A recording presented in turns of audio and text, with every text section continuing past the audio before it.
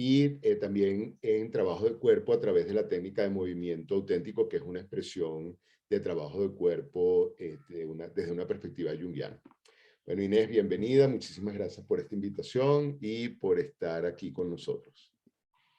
Muchas gracias a ti, Eduardo, por esta invitación. También es un placer estar esta noche compartiendo contigo y con toda la audiencia. Bueno, fíjate, un poco como hablábamos un poco antes de entrar en la conexión, hablábamos de cómo es importante como darnos cuenta que tenemos unas creencias que interfieren con la posibilidad de expresarnos de una manera completa o tratar de optimizar la expresión de nuestra naturaleza.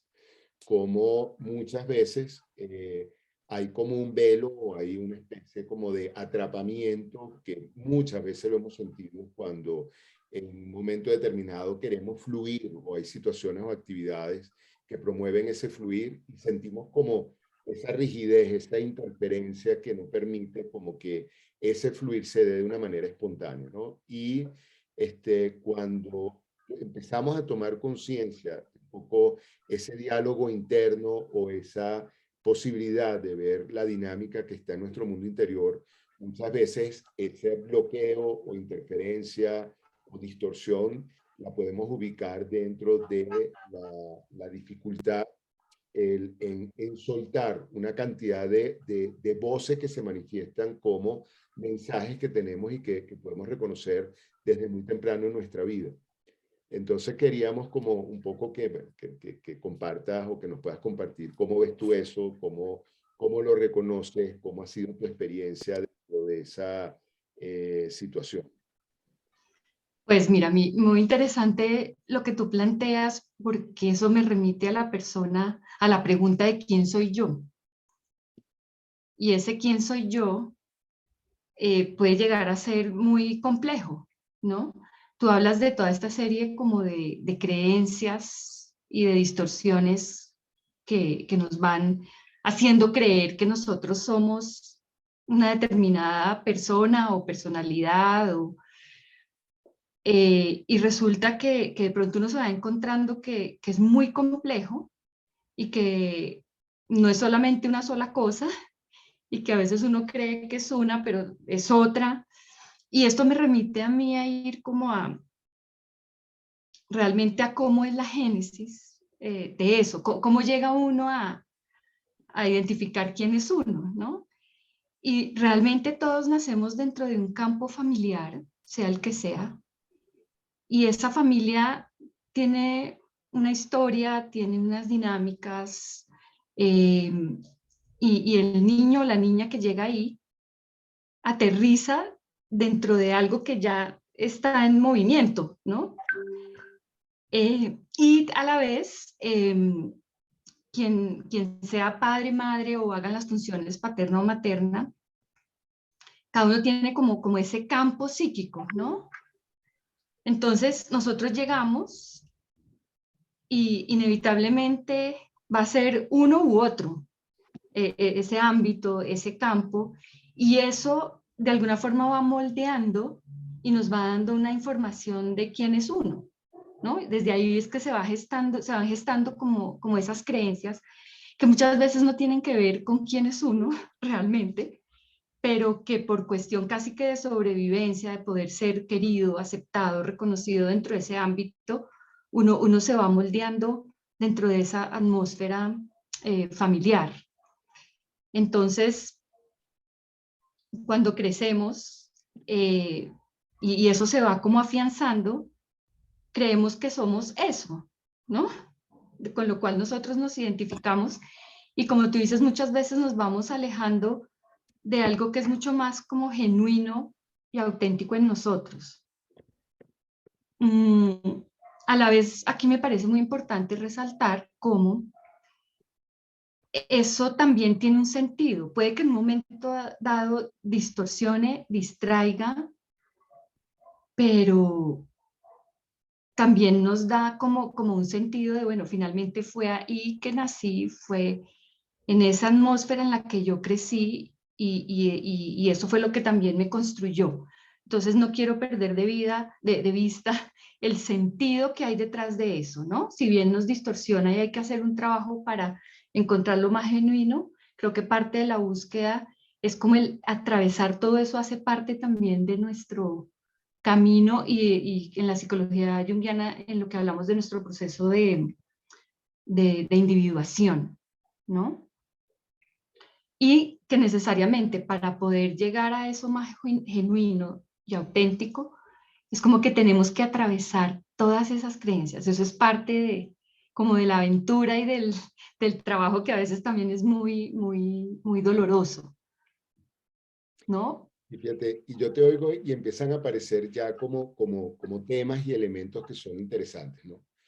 Lo primero que es como esa realidad que tú estás como comentando, o que estás como trayendo, de la capacidad de disociación que tiene nuestra psique, ¿no? Cómo nuestra psique puede estar de alguna manera en diferentes niveles al mismo tiempo, ¿no? Y por un lado hay una parte de la psique que se está expresando, hay otra parte disociada que está sintiendo determinadas cosas, otra que está diciéndose cosas. Entonces hay como un elemento muy importante para poder ubicar esa capacidad disociativa que tenemos. Porque yo creo que ahí muchas veces nos perdemos cuando nos vemos como una conciencia plana o una conciencia única, que aunque en principio aparentemente es una meta lograr, en la realidad es que usualmente estamos lejos de eso.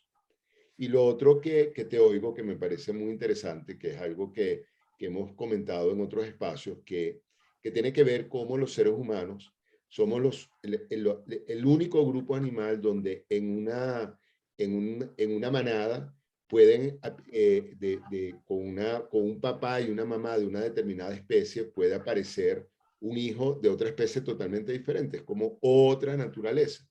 Y cómo un poco pudiéramos como ubicar esto, un poco relacionarlo un poco como el cuento del patico feo, ¿no? Como este cisne, que después se transforma en este animal espectacular, por muchos años sufre muchísimo, porque, bueno, porque no es como papá y mamá, porque no es como sus hermanos, papá y mamá le exigen y le piden y le comentan y le dicen cosas, bueno, porque lo ven como otro hijo más y no se dan cuenta que tiene realmente otra naturaleza. Y cómo toda esa dinámica, como dices tú, está ya presente antes de nosotros nacer, ¿no? Como hay un campo activado donde no es lo mismo nacer en el campo de una pareja en Colombia o en campo de una pareja en Europa o de una determinada, vamos a llamarlo así como línea de educación diferente a otra, y ahí ya empiezan desde muy temprano a generarse situaciones. Exactamente. Y creo que algo que muy particular de los complejos y que los hace bien complejos eh, es que son temas altamente cargados a nivel emocional, ¿no? Y generalmente son emociones bien difíciles, ¿no? Y ahí vienen una serie de aspectos de lo que caracteriza a un complejo, ¿no? Que altamente cargado emocionalmente, o sea, generalmente son cosas que nos sacan como de nuestra paz y tranquilidad, y que nos activan de una manera que nos hacen reaccionar de forma que en otro momento uno diría, uy, yo no, mejor no hubiera hecho esto, mejor no hubiera dicho esto, ¿no? Es como, eso en particular está ligado como a cierto dolor, ¿no? Porque si fuera solamente mental, quizás sería más fácil trabajarlo, pero el reto para mí más grande está como en cómo manejamos esas emociones que se nos activan y que muchas veces uno puede saber que a uno le pasa eso, o que uno siente eso, pero otro cuento es, bueno, ¿y cómo lidio con eso? ¿Cómo lo manejo? Eh, algo que planteaba Jung es la autonomía de los complejos, ¿no? O sea, en el momento menos pensado, ¿sí? Nos toma y es como que nuestra parte consciente se eclipsa y comenzamos a ver esa situación desde un ángulo como muy estrecho y generalmente distorsionado, ¿no? Y ahí quisiera rescatar dos cosas. Algo que, digamos, dentro de la psicología junguiana se ha hablado como del núcleo arquetipal de los complejos, que eso para mí al principio fue como muy difícil de entender. ¿Cómo así? Si complejo y arquetipo son diferentes, ¿cómo así que un complejo tiene un núcleo arquetipal? Eh, pero creo que el núcleo arquetipal nos está hablando como del tema del complejo, por decir, un complejo que tenga que ver con la autoridad, ¿sí? Con rebeldía o sumisión. Entonces, el núcleo arquetipal sería el tema de la autoridad, que es un tema neutro, o sea, no, la autoridad no es buena, no es mala, es un aspecto de la vida, un aspecto que es necesario, ¿cierto? Pero que cuando es parte de un complejo propio, uno comienza a ver la autoridad de una forma angosta y sesgada, ¿sí? Si yo tuve una mala experiencia y se me activó como ese complejo de autoridad, pues yo meto autoridad en todo el paquete de lo negativo, ¿no? Eh, y yo misma me estoy perdiendo y me estoy, digamos, mmm, castrando una parte que es necesaria de mi vida. Y creo que eso es de lo más complejo de los complejos, que por ser algo que nos es difícil, que nos duele y que lo hemos visto muy sesgadamente, eh, nos limita, ¿no? Y nos afecta en ese aspecto que es el tema del complejo mismo. Sí. No, y un poco para amplificar esto que tú comentas, que creo que es fundamental, me recuerdo un comentario que hacía uno de mis maestros de hace mucho tiempo, que él decía, hablando de cómo hay situaciones arquetipales que marcan y que muchas veces no es tan fácil registrarlo. Y él decía, la obra fundamental del inicio del pensamiento occidental es la Ilíada, que recoge la guerra de Troya y cómo la guerra de Troya arranca dentro de un arquetipo que tiene que ver con la belleza. Y entonces, en ese tema, como usualmente uno ve la belleza como algo superficial o como algo sí, como intrascendente o de segunda o tal, y de repente vemos cómo este gran tema tiene una potencia arquetipal tan fuerte, bueno, que genera, que es el origen de la guerra más conocida de la cultura occidental. Entonces, y ahí es lo que comentas tú, ¿no? Como hay un gran tema que forma parte de la naturaleza humana y cuando se activa tiene una emocionalidad y funciona o puede funcionar como un cauce de energía que se lleva, bueno, una cantidad de cosas por delante, ¿no? Y cómo eso que cuando lo vemos en lo personal, cuando lo vivimos en lo personal, cuando se nos activa, igualmente nos lleva. O sea, no, de repente decimos cosas que no quisimos decir con la fuerza o con una cierta intención que no era realmente la intención que que hubiéramos querido que sucediera, pero que sucede.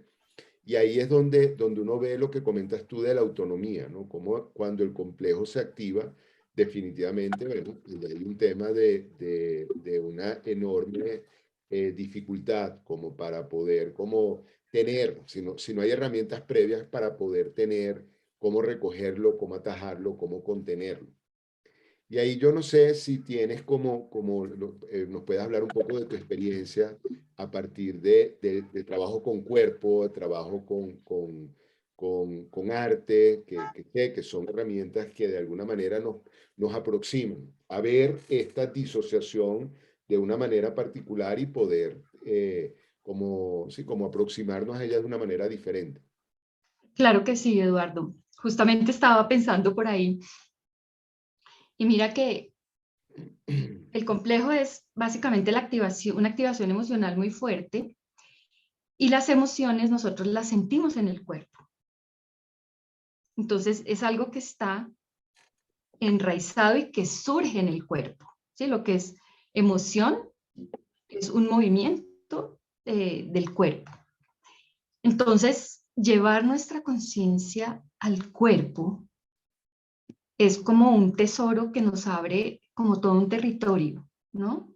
Entonces, cuando se me activa ese complejo es, bueno, ¿y cómo lo siento yo en el cuerpo?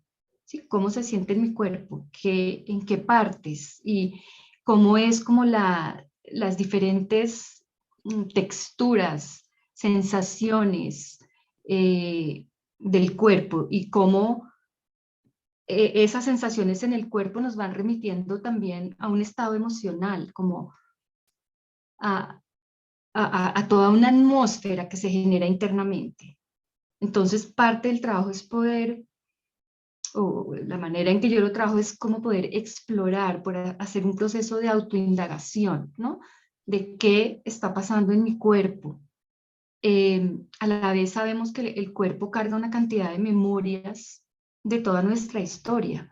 Entonces es probable que una sensación en alguna parte del cuerpo nos remita a ciertos recuerdos, a ciertas escenas o escenarios que nosotros vivimos en momentos quizás que pudieron ser los que originaron ese complejo, ¿no? Entonces, ese proceso de autoindagación en el cuerpo que es algo que es aquí y ahora, ¿sí? Yo no estoy analizando, yo no estoy en una teoría, yo estoy como estoy aquí y ahora y qué estoy sintiendo y a dónde me remite eso que está en el cuerpo. Entonces es supremamente valioso poder entrar ahí porque nos da una información, el inconsciente se expresa en el cuerpo, ¿no? Entonces es una vía que nos abre a encontrar cosas de las que hasta el momento no hemos sido conscientes. Que digamos que los complejos es una cosa que uno se la pasa toda la vida conociéndolos. Uno cree que los conoce. Es muy fácil decir, sí, yo tengo un complejo de autoridad, pero realmente conocer cómo es mi complejo de autoridad, pues eso toma mucho tiempo, pero implica ese entrar como en diferentes capas, ¿no? Entonces, el trabajo del cuerpo va muy de la mano con las emociones, que además hay algo también en la cultura que, que censura mucho las emociones. Entonces, hay ese otro aspecto interno que es como el juez interior, que todo el tiempo nos está como enjuiciando y criticando por lo que sentimos. Entonces, creo que eso es parte del gran trabajo de identificar que nosotros lo proyectamos, y bueno, eso sería, nos remitiría a otro gran tema de los complejos, lo ponemos afuera, pero el ir descubriendo cómo uno mismo es el que ha ido como interiorizando esa parte que juzga lo que uno siente. Y hasta ahí nos llega. Si lo juzgamos, no podemos avanzar en el trabajo. Pero ya identificarlo, ya es algo bien ganado en este trabajo. Sí. Y por otro lado, la parte del arte, lo que yo veo que ayuda también es como plasmar en algo externo y concreto eso que yo siento. Entonces, de por sí, eso ya me permite como poner un poquito de distancia entre lo que yo siento y cómo percibo eso que yo siento. Exacto. Y yo te oigo y fíjate que esa es casi que la fórmula de muchas como propuestas de meditación, ¿no? Como en lugar de yo ser la rabia, es como yo poder poner un poco una distancia y ver la rabia. O ser la vergüenza, bueno, poner y poder ver la vergüenza. Y como en ese distanciamiento psíquico es como que se da la posibilidad de un vínculo diferente con lo que está pasando y con nosotros mismos, que yo creo que es muy importante como elemento si queremos, como una cierta sí, como un cierto aporte, como herramienta para empezar a aproximarnos a ese sistema de creencias y un poco a mover el sistema de creencias. Es como, bueno, como darme cuenta que hay una parte mía que efectivamente está tomado por el sistema de creencias, pero poder ver que es un sistema de creencias, que son unas creencias que eventualmente yo pudiese actualizar o pudiese criticar hasta un punto, en el entendido que, como dices tú, que como usualmente cuando se origina, como se acompaña de una emoción, esa mezcla entre la creencia y la emoción hace que se enraíce de una manera muy poderosa, muy potente. Y mira que lo que yo he visto en mi propio trabajo interno y con los pacientes, quizás lo que más nos cuesta trabajo es poder acoger esas verdades que son dolorosas, ¿no? Y generalmente a lo que nos lleva es como a lo más vulnerable, es como que uno sentirse vulnerable es lo que a toda costa como que evitamos, ¿no? Entonces, el, el, el uno, al hacer este trabajo, es muy fácil ver cómo se activan como todos nuestros sistemas de defensas, ¿no? Porque a toda costa es toda esa emocionalidad de que nos está protegiendo, de sentirnos vulnerables, de sentirnos que no tenemos recursos, de sentir que no, pues, como que nos aniquilamos, ¿no? Entonces, parte del sistema de creencias es todo un sistema defensivo con el cual nos hemos identificado. Entonces, prácticamente eso limita la percepción de quiénes somos nosotros, ¿no? Porque finalmente somos como una serie de creencias y todo un sistema defensivo, pero como que los tesoros y lo más genuino en nosotros está por allá refundido y atrapado, ¿no? Porque estamos en esa lucha interna de defendernos a toda costa, de contactar con eso que es como más frágil y más vulnerable en nosotros, ¿no? Y que Y, la cultura lo rechaza también. y fíjate que tú comentas dos cosas que yo creo que son fundamentales para poder también como ver, ¿no? Que una es cómo mucho del freno está en una distorsión. Y lo otro, cómo esa distorsión lo que hace es frenar lo que tú comentaste un poco como el tesoro interno, ¿no? Uno lo ve mucho, por ejemplo, en situaciones de diversión o en situaciones de disfrute, y uno de repente ve a personas que están como muy cerradas, como muy frenadas en la posibilidad de entregarse, incluso estando en un ambiente o estando enmarcados dentro de una situación que el motivo es precisamente ese, o disfrutar o divertirse.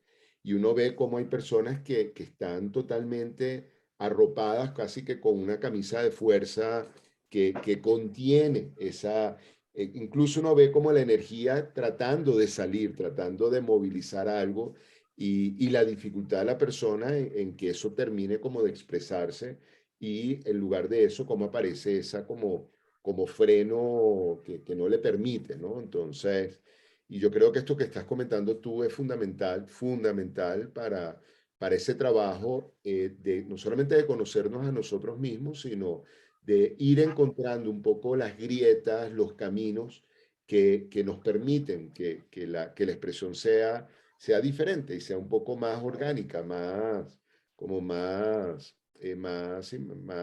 relacionada con el aspecto más natural de nosotros, de cada uno de nosotros.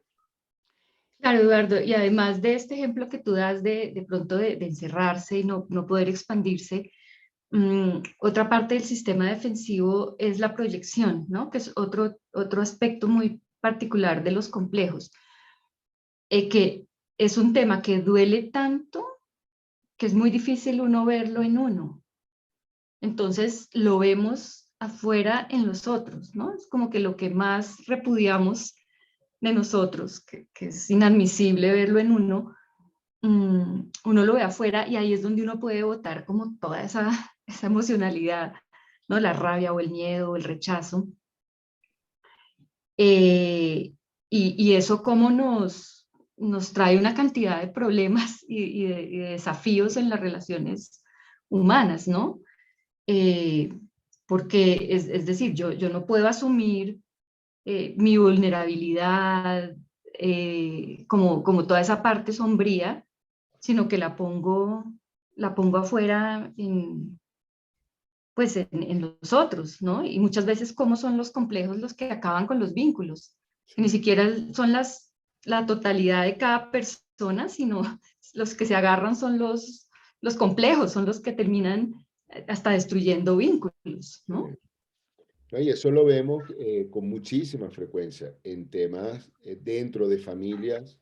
Hoy en día vemos colectivos completos polarizados por, bueno, por sistemas de creencias donde no, donde el poder establecer puentes se hace prácticamente imposible y entonces, bueno, como dices tú, lo que surge es un mecanismo de defensa muy fuerte de proyección y que polariza. Y entonces ese famoso como dinámica de los que están conmigo y los que están contra mí, ¿no? Que ya no se dificulta como encontrarse en un punto medio para poder, sí, como para poder verse, para poder hablarse de una manera diferente y poder construir.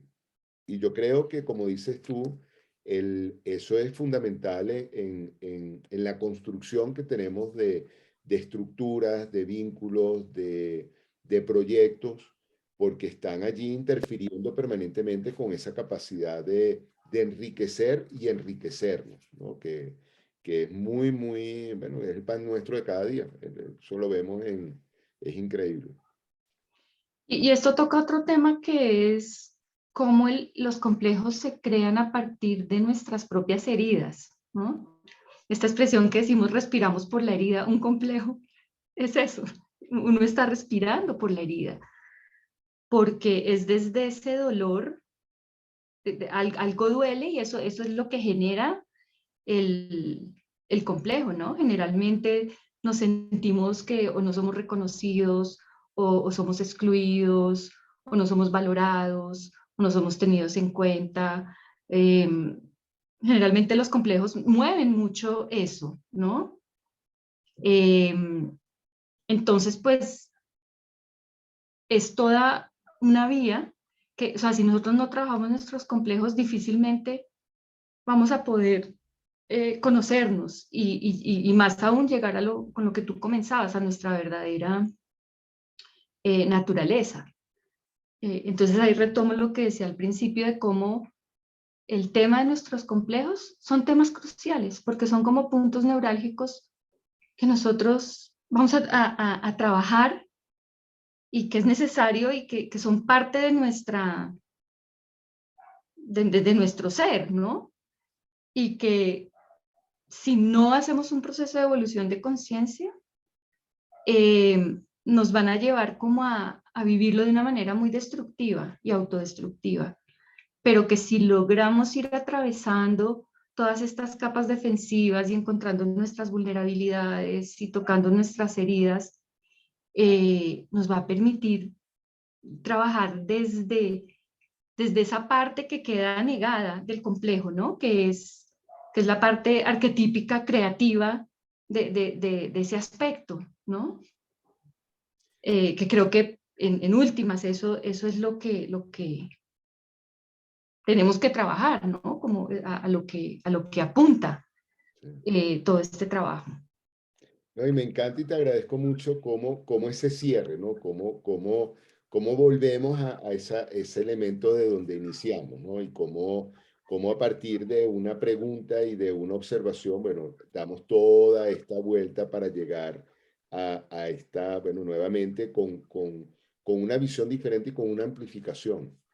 Por temas, yo diría como, porque siempre tratamos como de dar una especie de, no receta, porque no creemos en la receta cuando, en lo que se refiere a la psique, pero sí como ciertas referencias que ayudan y un poco hablando de estos temas a que hemos hecho referencia, hay temas que están vinculados con el vínculo con mamá, como por ejemplo la percepción de sí mismo, la capacidad de yo autocontenerme, de alguna manera de yo poder como autosatisfacerme.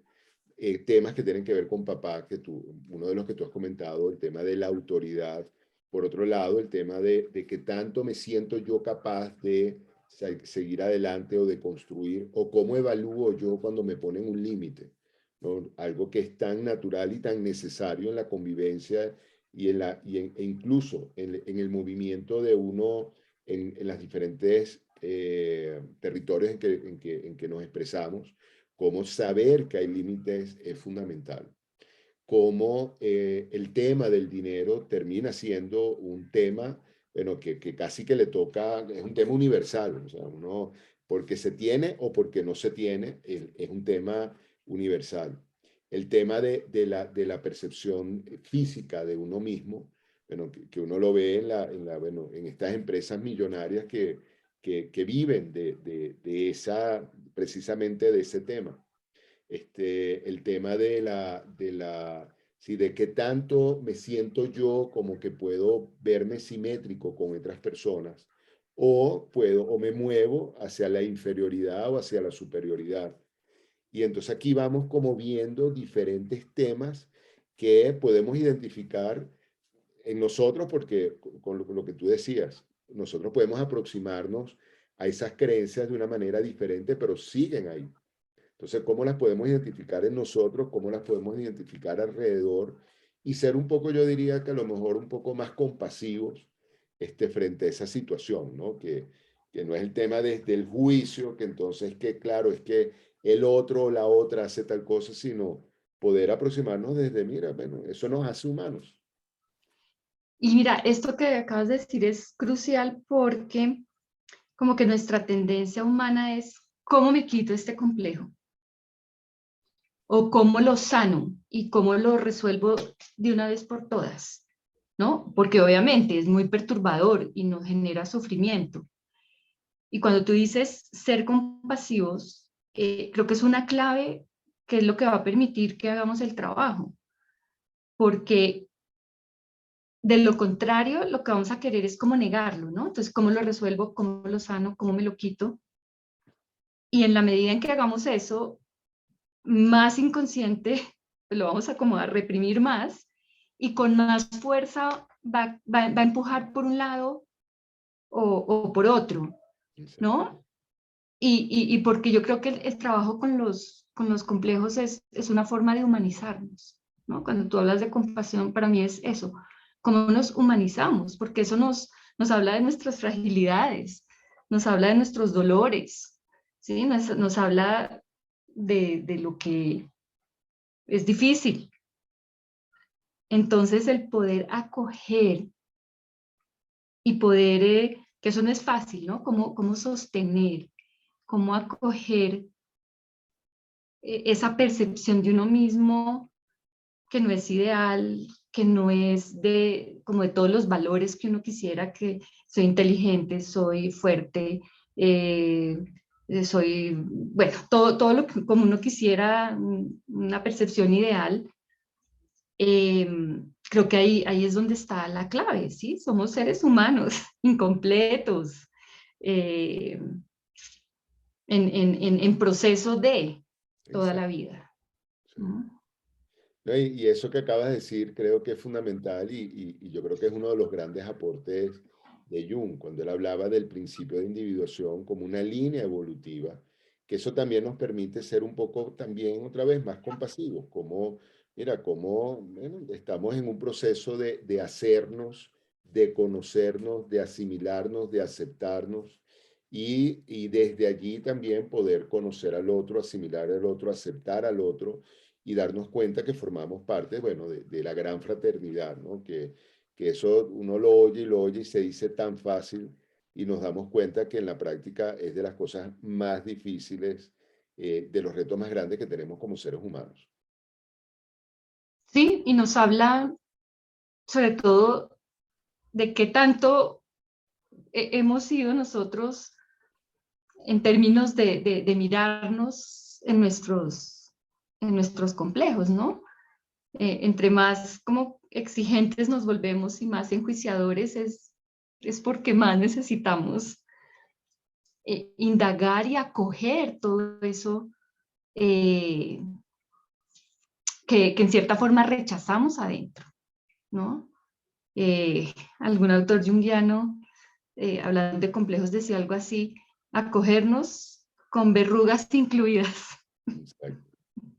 Sí, es como, sí, esas verrugas son esos aspectos que, sí, son incómodos, son desagradables o no queremos aceptarlos, pero justamente eso también es parte nuestra y mientras no hagamos ese trabajo.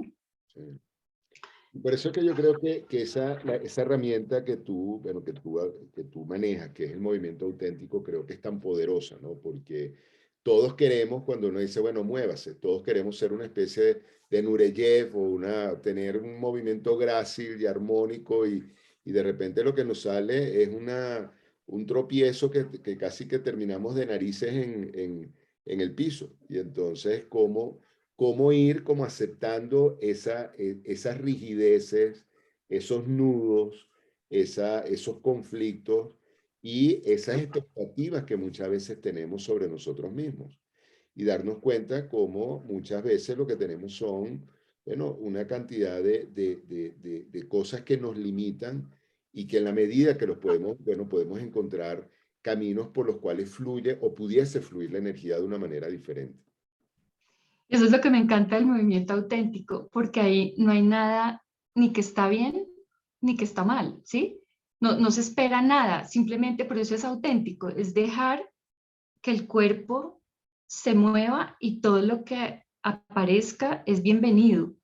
Y en ese movimiento lo que sucede es que lo que más palpable queda es, que aparece es el propio juez interno, ¿no? Exacto. Porque es uno mismo el que, ¿será que lo estoy haciendo bien? ¿Será que esto sí me está llevando a algún lado? ¿Será que si es así que se debe hacer?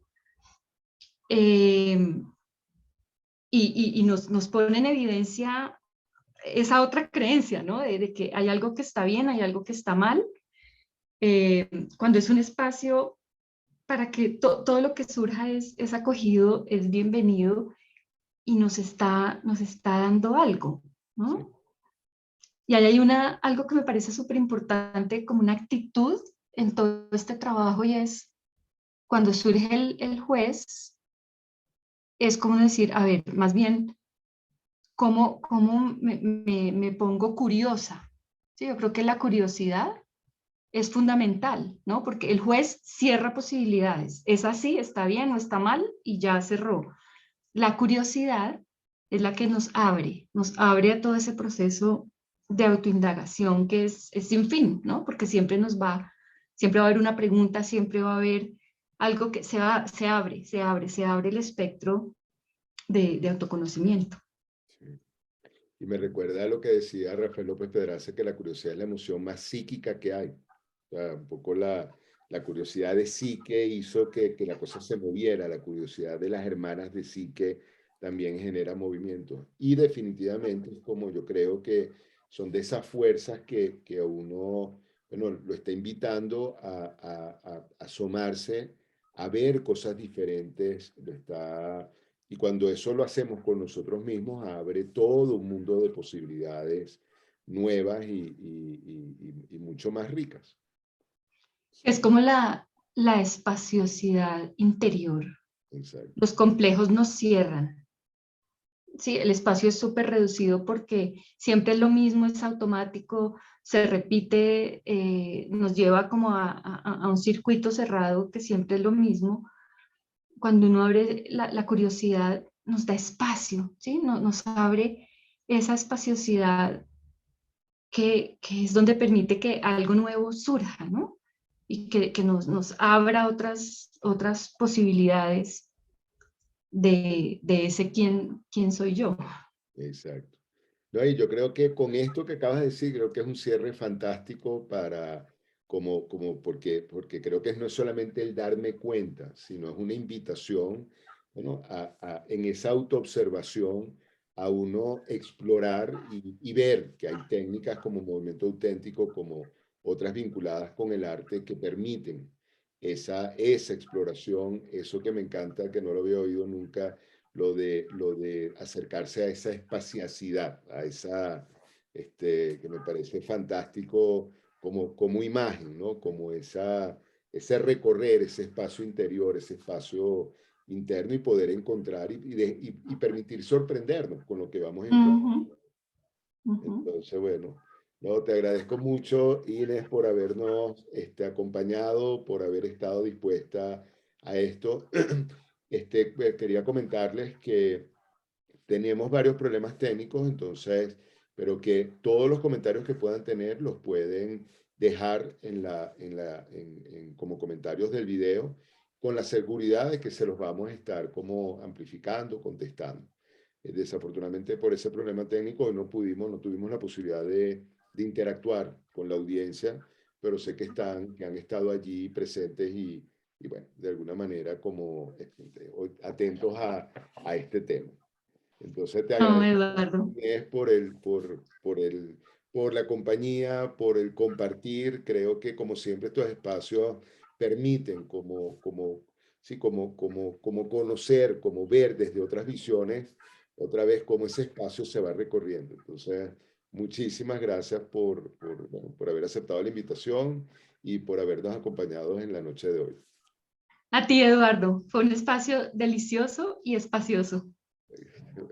Pero gracias. Y a todos ustedes, como siempre, muchísimas gracias por estar allí y como siempre les repetimos, la razón realmente de mantenernos con estas actividades es bueno, para aportar estos movimientos de intercambio y de alguna manera lo que pretendemos es que a la medida que cada quien se sienta mejor consigo mismo, bueno, de alguna manera estamos construyendo un mundo mejor. Entonces, bueno, ya iremos viendo.